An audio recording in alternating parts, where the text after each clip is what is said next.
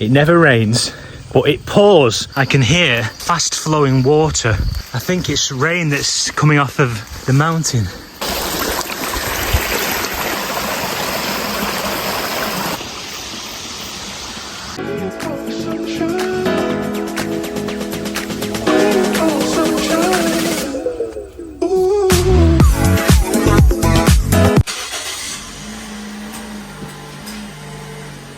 Don't get on my hands, will you? If you can help it.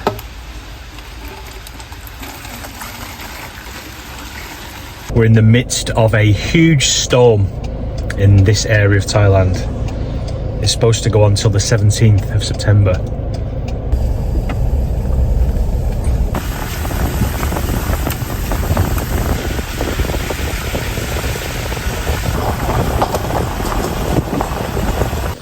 It never rains, but it pours in Thailand. So my jetty is underwater. The pond is around about 1.5 meters wider than it was yesterday. I'm going to turn off this water because we certainly don't need to be pumping water in there today. Look how full this is. It's right up to the brim.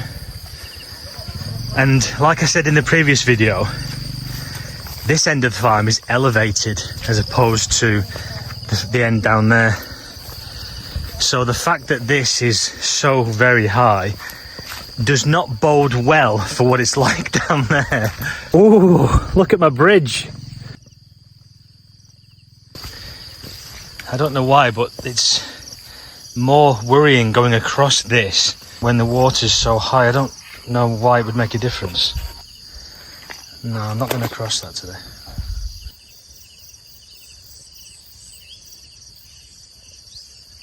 The mountain looks so beautiful when the cloud is low like that.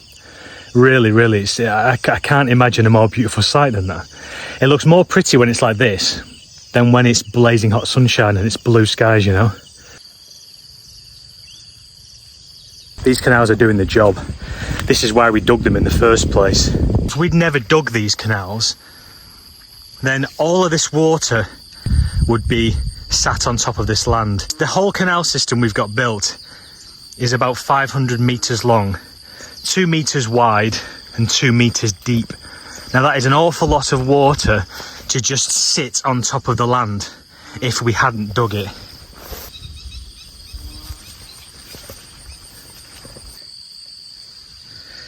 This thing here, see, this is working.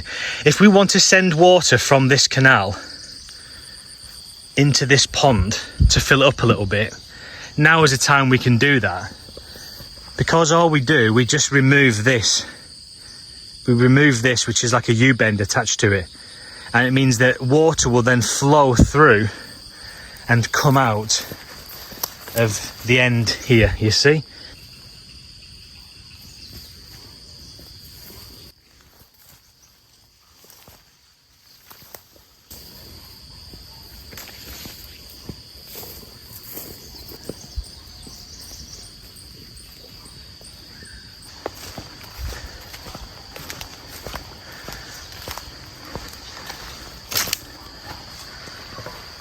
See, it's now an L-shaped pond. Jesus, you know, you have one day of very, very heavy rain and everything is overgrown in just 24 hours. It's madness. It's madness how nature works like that. It's like nature on steroids when it rains this much in Thailand. I can hear fast flowing water, which isn't necessarily a good thing. I think it's rain that's coming off of the mountain.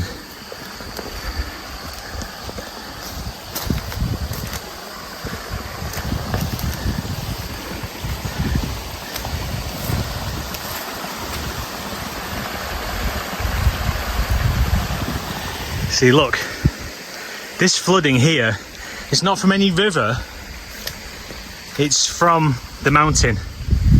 And when it really, really rains, you know about it.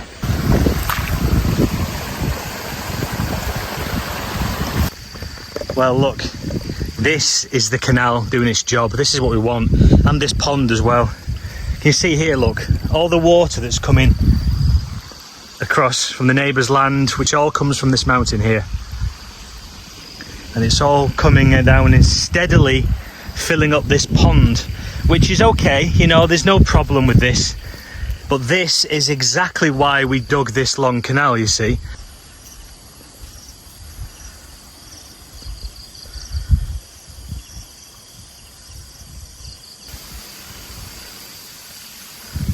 I'm going to see if I can cross this area and walk around the other side of the canal. It's very deep here though.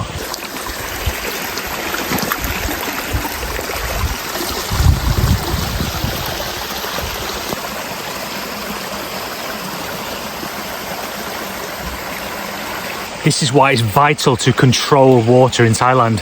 If you have any kind of a farm or even a house plot that's in a fairly rural area, look, there are landowners around here who don't have any kind of a pond or like a canal system. There are plenty of them, and they're at the mercy of the elements every single year. So if it's too dry, the rice doesn't grow. If it's too wet, they get flooded. Some years it's okay, it's as nature intended, but other years it's not okay. It's not okay, and they're screwed. Best investment for me is digging a pond, digging a series of canals to control that water to a degree as best as you can. You're never going to really beat Mother Nature, but you can go some way to kind of hedge against it, you know, either way, whether it's too dry or it's too wet. And this for me is working an absolute treat.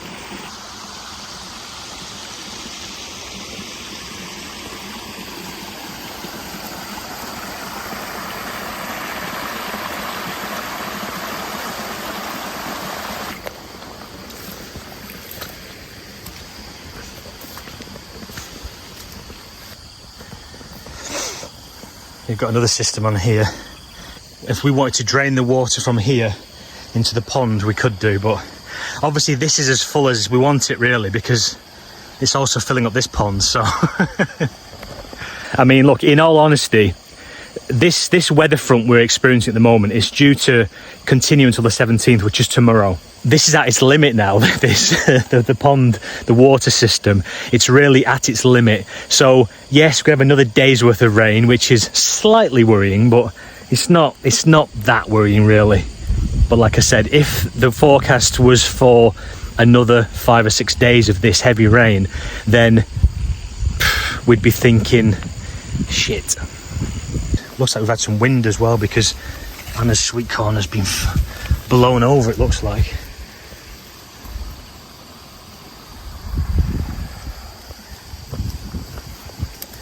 So look, the canal is now completely joined with this pond.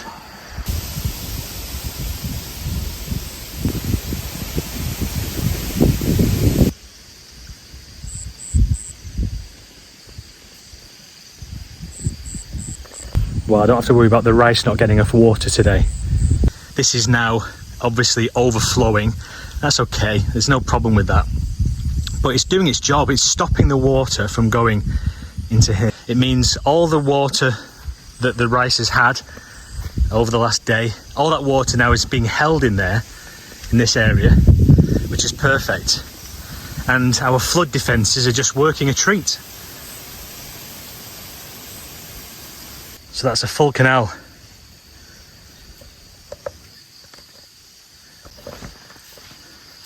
Our potential goat shed stroke chicken shed is dry though, which is good to know. All our cow shit is completely dry.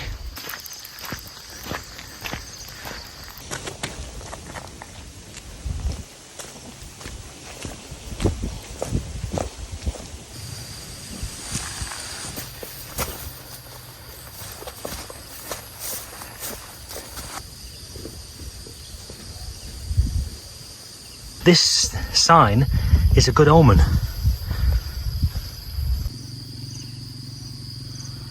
I'm just trying to think where to plant this latest mango tree.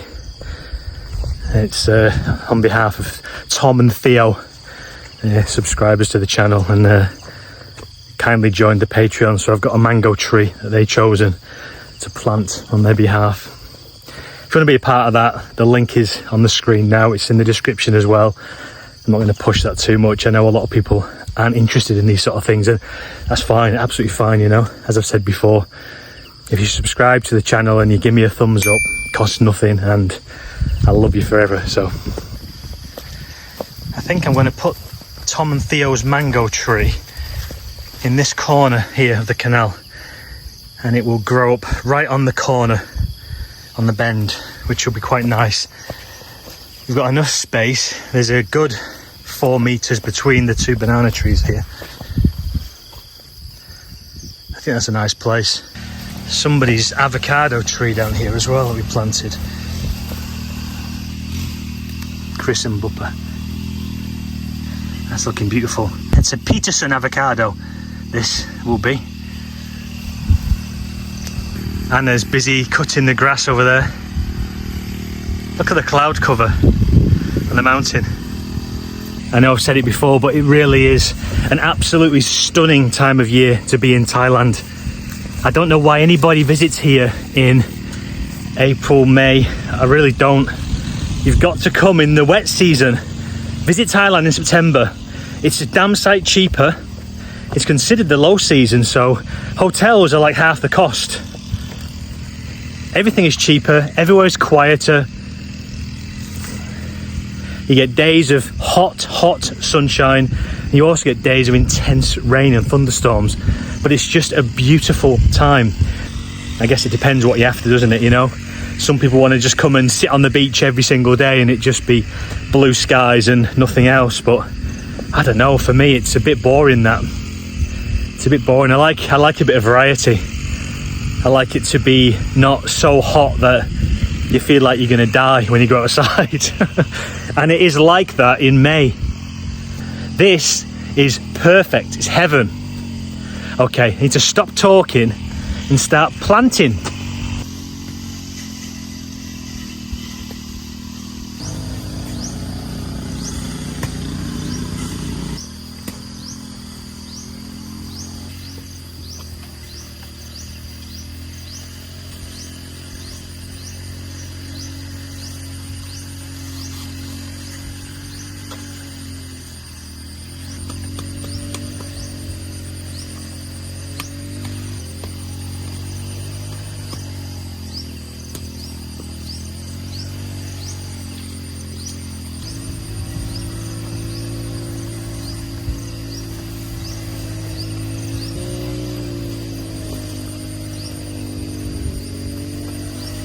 Ran out of hay. We need to actually buy more hay.